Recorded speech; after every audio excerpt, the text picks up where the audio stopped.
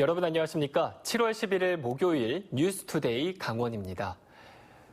저소득층에게 일자리를 제공한다는 취지로 춘천에는 국비를 지원받아 공공 닭갈비 음식점이 운영되고 있습니다.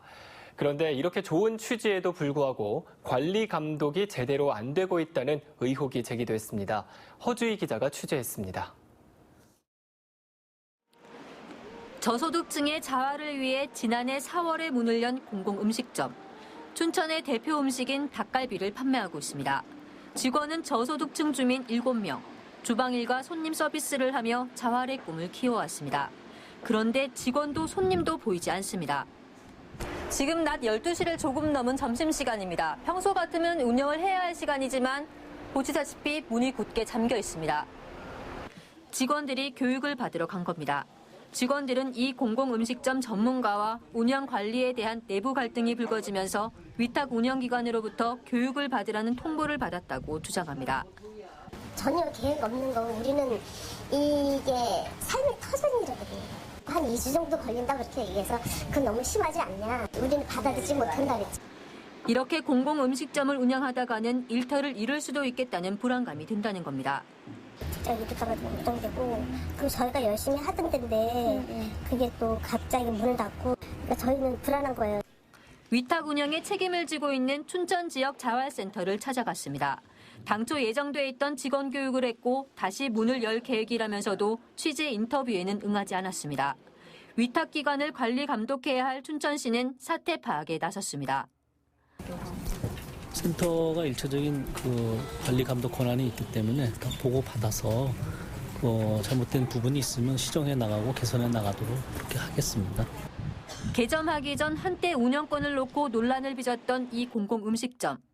당초 춘천시는 내년에는 자활기업을 설립하겠다는 목표를 밝혔지만 제대로 관리 감독은 되고 있는 건지 또다시 논란이 일고 있습니다. MBC 뉴스 허주입니다.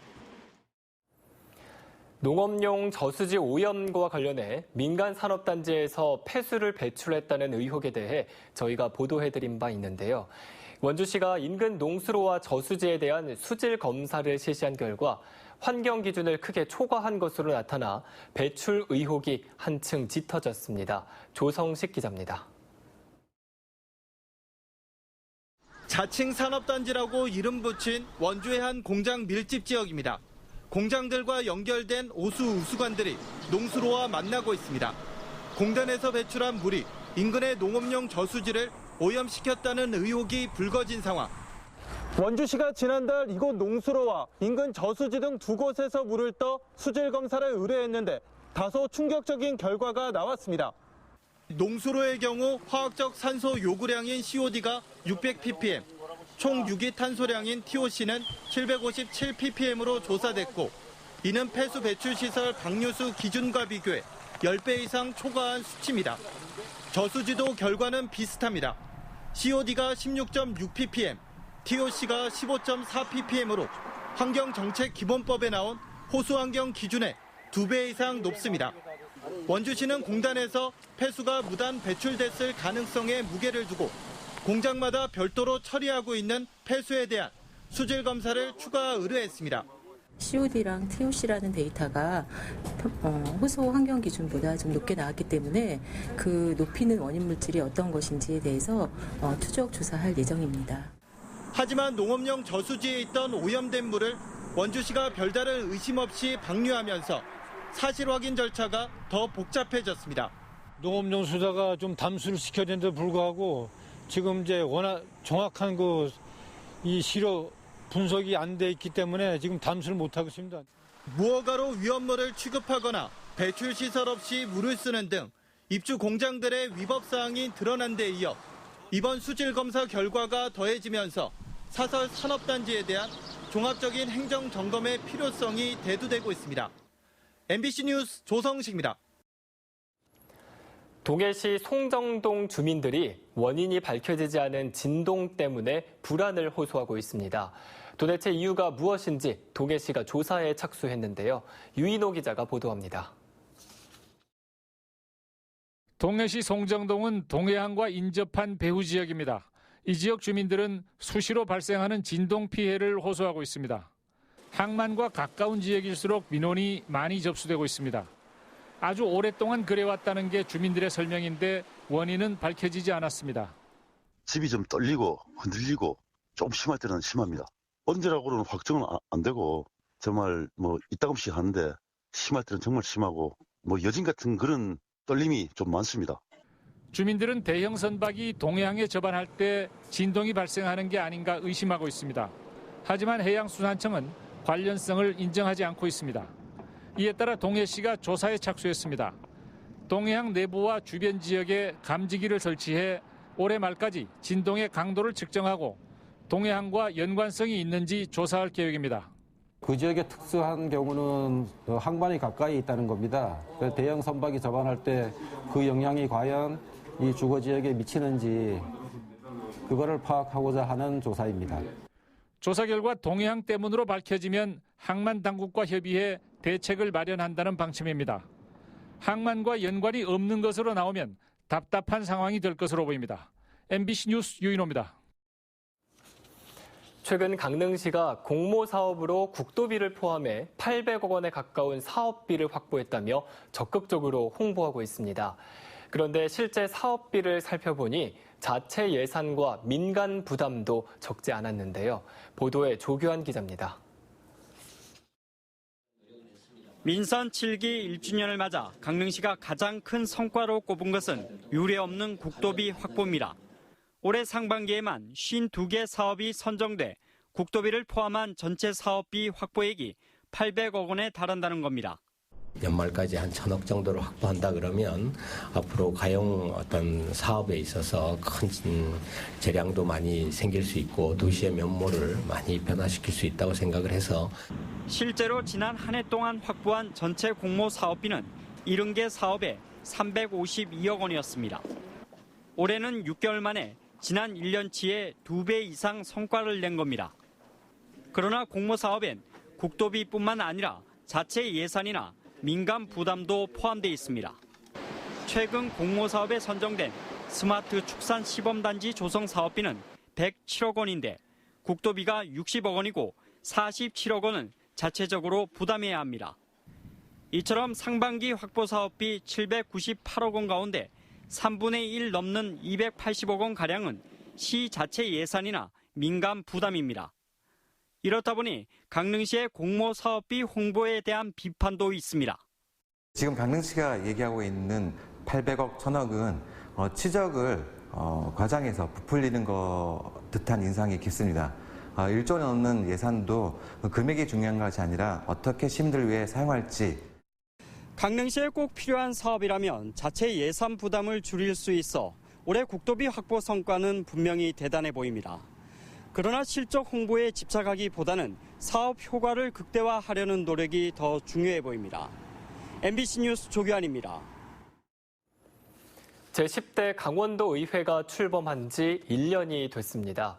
더불어민주당 의원이 전체 의석의 76% 이상을 차지하며 시작한 10대 의회의 지난 1년 의정 활동을 분석해봤습니다. 이재규 기자입니다.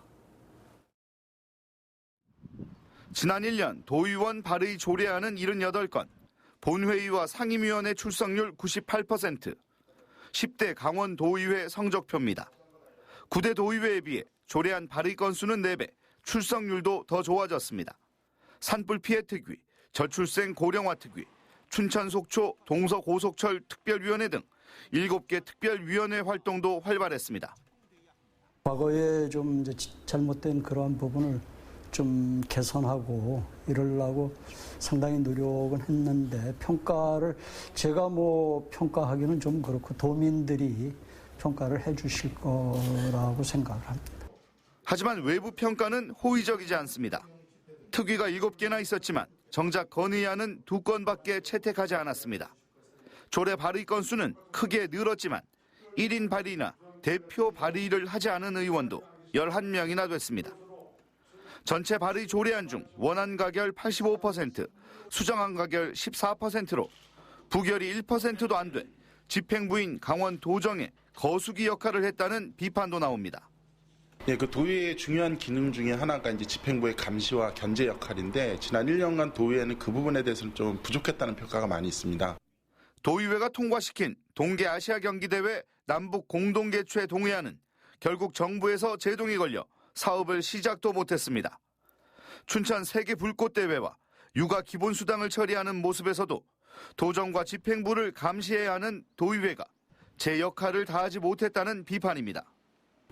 민선 7기 강원도의회 1년. 양적으로는 성장했지만 질적으로는 그렇지 못했다는 평가가 많습니다. 남은 3년, 부정적인 평가를 얼마나 줄일 수 있을지 주목됩니다. MBC 뉴스 이재규입니다. 강원도가 정부에 2조 2천억 원 규모의 국비를 요청했지만 관련 부처에서 통과된 예산은 60% 수준에 그치고 있습니다. 강원도에 따르면 현재 관련 정부 부처에 반영된 예산은 모두 1조 3천억 원으로 신청 예산의 60% 수준입니다. 4,600억 원은 정부 부처 예산에 반영되지 않았습니다. 평화 테마파크 조성 예산 119억 원은 전액 반영되지 않았고 제2경춘국도 사업 예산도 50억 원이 반영되지 않았습니다. 강원도는 기재부 심사와 국회 심의 과정에서 미반영 예산이 반영되도록 노력하겠다고 밝혔습니다. 동계올림픽 경기장 3곳에 대한 국비 지원 규모가 예상보다 낮을 것으로 보입니다. 한국개발연구원의 연구 용역 결과 강릉 스피드스케이트장과 강릉 아이스하키 경기장, 평창 슬라이딩 센터 등 3곳 경기장에 대한 정부 지원금으로 10억 원에서 20억 원 정도가 책정됐습니다.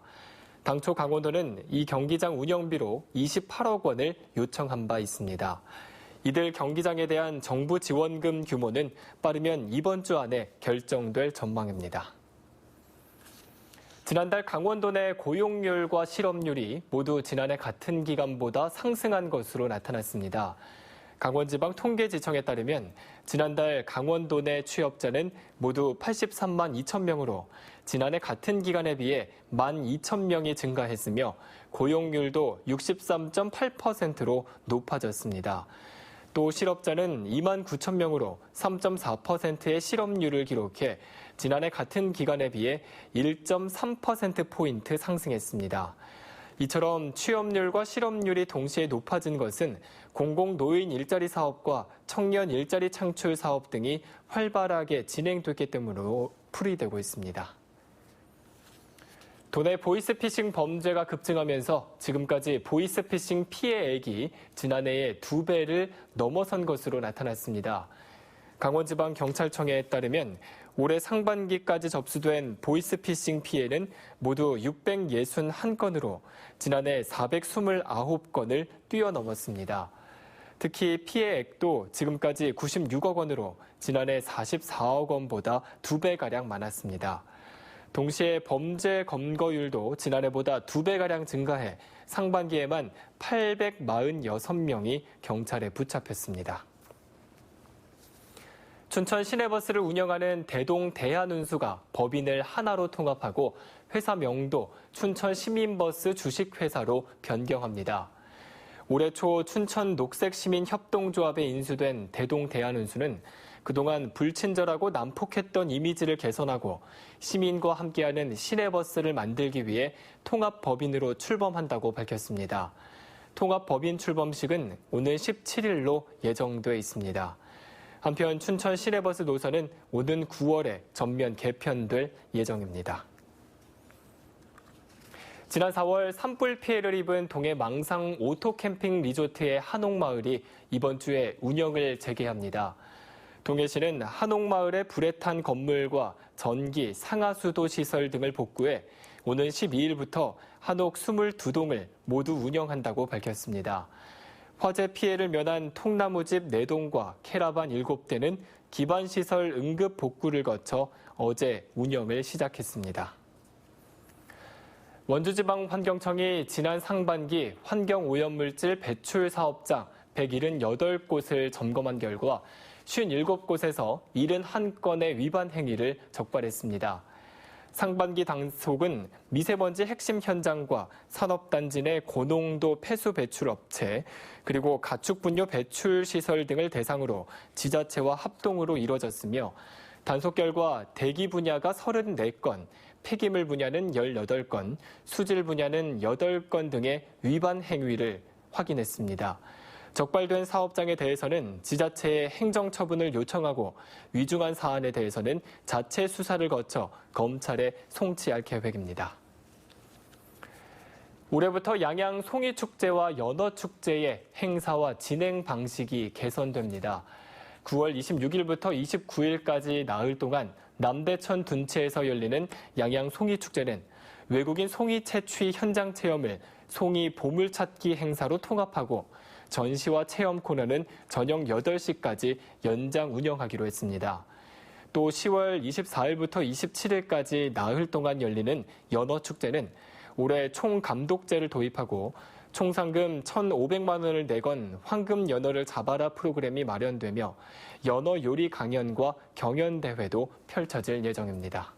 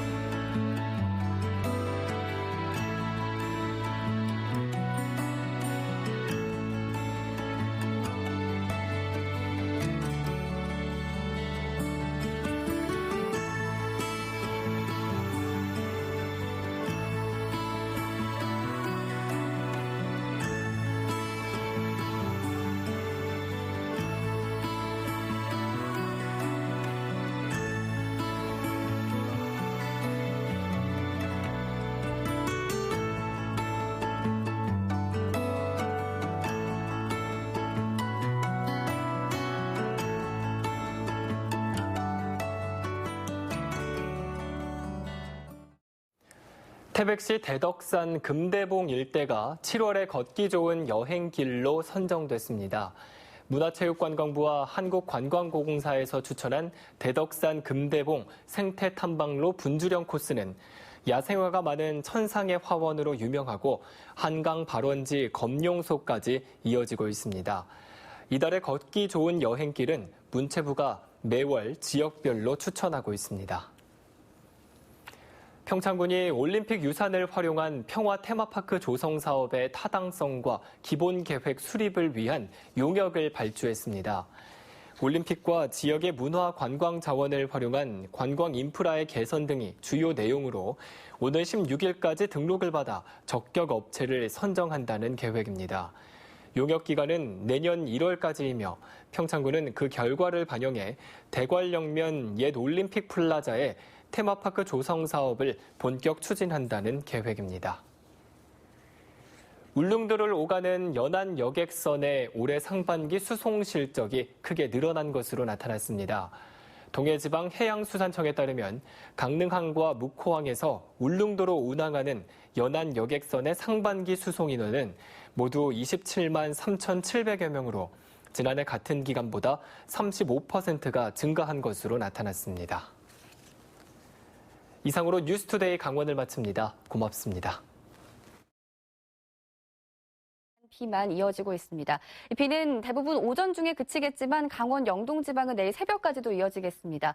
호우경보가 발효 중인 강원 산간에는 100mm 이상, 그 밖에 영동 지방도 최고